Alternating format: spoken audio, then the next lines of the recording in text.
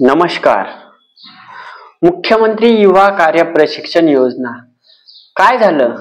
एकदम सगळे आंदोलन, सगळे मोर्चे, सगळे कसे काय बंद पडले? सगळे कसे काय स्टॉप झाले? काय वाटतं मित्रांनो तुम्हाला?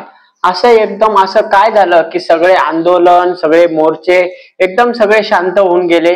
सगळीकडे मुंबईला एवढा आझाद मैदानावर मोठ्या प्रमाणात मोर्चा सुरू होता. भरपूर ठिकाणी स्वतः प्रशिक्षणार्थी मोठ्या प्रमाणात मोर्चे करत होते. पण काय झालं? एकदम सगळं अस्ताव्यस्त झालं, सगळं स्टॉप झालं. वेगवेगळ्या वर्तमानपत्रात असेल, वेगवेगळ्या न्यूज मध्ये असेल, सगळीकडे तुम्ही मुख्यमंत्री युवा कार्य प्रशिक्षण योजनेची चर्चा ऐकत असाल. पण असं एकदम काय झालं की मुख्यमंत्री युवा कार्य प्रशिक्षण योजनेचा सगळीकडे जो बोलाबाला होता तो एकदम शांत होऊन गेला?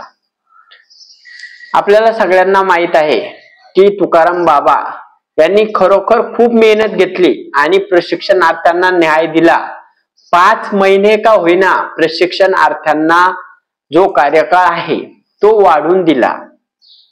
त्यानंतर जे अधिवेशन झालं विधानसभेचं, त्यामध्ये स्वतः मुख्यमंत्री देवेंद्र फडणवीस साहेबांनी सांगितलं की आम्ही प्रशिक्षणार्थ्यांना 5 महिने कार्यकाळ वाढवून देऊ. म्हणजे 6 महिने त्यांनी प्रशिक्षण घेतलं, अजून 5 महिने कार्यकाळ वाढवून देऊ. पण यानंतर त्यांना विनंती करतो म्हणे की यानंतर आमच्याकडे परत आमचा कार्यकाळ वाढवा असं म्हणत येऊ नका, असं मुख्यमंत्री देवेंद्र फडणवीस साहेबांनी सांगितलं. त्यानंतर बालाजी तांबे सर असतील, माजी खासदार असतील, असे सगळे मंत्री त्या ठिकाणी आझाद मैदानावर मोठ्या प्रमाणात नंतर सुद्धा मोर्चा करत होते. हरिभाऊ राठोड साहेब असतील, बालाजी सर तांबे असतील. पण त्यांचा जो लढा होता, स्वतः प्रशिक्षणार्थी हजारोच्या संख्येने तिथं आझाद मैदानावर मोठ्या प्रमाणात उपस्थित होते. पण तरीही एकदम सगळं शांत होऊन गेलं. आता तुम्ही जर बघत असाल तर आता सगळं शांत झालेलं आहे.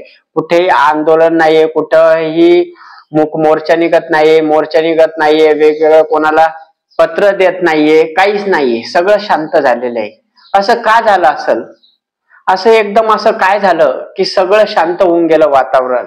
मुख्यमंत्री युवा कार्य प्रशिक्षणार्थी जेवढे काही प्रशिक्षणार्थ्यांच्या मनामध्ये तळमळ होती की नक्की आपल्याला न्याय भेटेल, नक्की आम्हाला कार्यकाळ वाढून भेटेल, नक्की तिथं आस्थापनाला त्यांनी म्हटलेलं होतं की 50% का होईना पण आस्थापनेला प्रशिक्षणार्थी तिथंच रुजू करून घेऊ.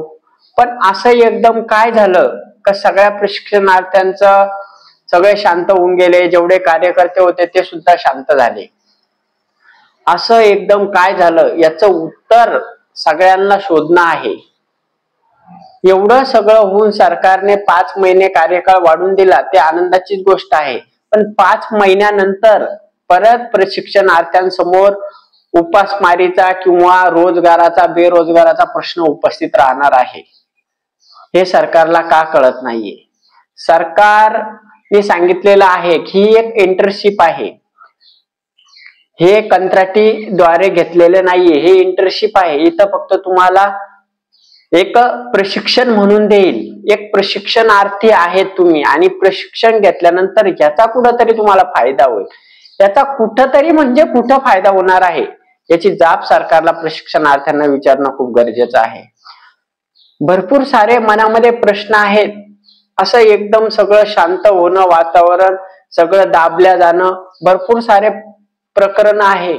खूप न्यूजच्या माध्यमातून असल, सोशल मीडियाच्या माध्यमातून असल, असे चर्चेत येतात आणि एकदम शांत होऊन जातात. तसं हे प्रकरण मुख्यमंत्री युवा कार्य प्रशिक्षण योजना एकदम शांत होऊन गेलेलं आहे. तर याचा नेमकी पुढे काय होणार आणि पुढे याचा सुगावा कशा प्रकारे लागणार? जे बालाजी सर तांबे असतील, हरिभाऊ राठोड असतील, इकडे तुकाराम बाबा असतील, तर नक्की यांना मी विनंती करतो की नक्कीच प्रशिक्षणार्थ्यांना सहकार्य करून त्यांना एक न्याय मिळवून देण्यासाठी अजूनही तुम्ही हार मानू नका. प्रशिक्षणार्थ्यांना जोपर्यंत न्याय भेटत नाही, अजूनही 5 महिने प्रशिक्षणार्थ्यांसोबत सगळ्या प्रशिक्षणार्थ्यांकडे आहेत. एप्रिल पर्यंत सगळ्या प्रशिक्षणार्थ्यांना ते जॉईन करून घेणार आहे.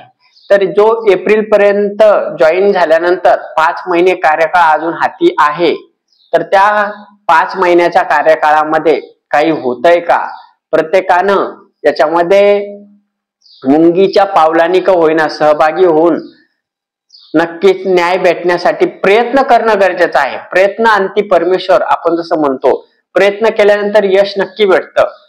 त्याप्रमाणे प्रयत्न करून बघणं आहे. यश भेटणं न भेटणं ते नंतरची गोष्ट आहे, पण प्रयत्न तुम्हाला करावा लागणार आहे.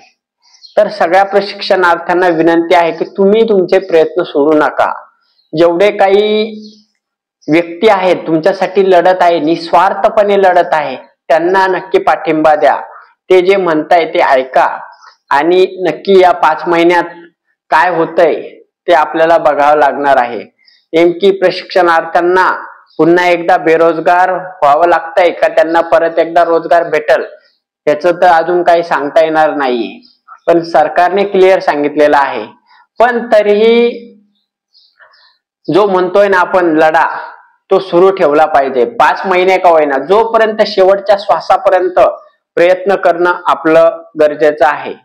यश भेटो न भेटो, पण प्रयत्न करणं खूप गरजेचं आहे. सगळ्या प्रशिक्षणार्थ्यांना विनंती आहे, शेवटपर्यंत प्रयत्न चालू ठेवा. आणि तुकाराम बाबा असतील, हरिभाऊ राठोड असतील, बालाजी सर तांबे असतील, सगळ्यांना जे म्हणताय ते ऐका आणि त्यांच्या मागे भक्कमपणे उभे राहा. धन्यवाद.